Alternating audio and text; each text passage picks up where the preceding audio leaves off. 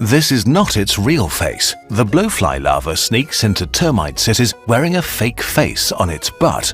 These eyes are just breathing holes, and the unusual tentacles around its body mimics the antennae of the larger harvester termite in great detail. And it's worth the effort, as termite nests are stable and protected spaces with plenty of food. Truly a great place to grow up. Beside its mask, it also perfectly matches the colony's scent and even the subcolony flavors. Soldier termites usually rip apart intruders, but to them, this larva looks just like family. Its mask successfully fools them, so they don't attack it.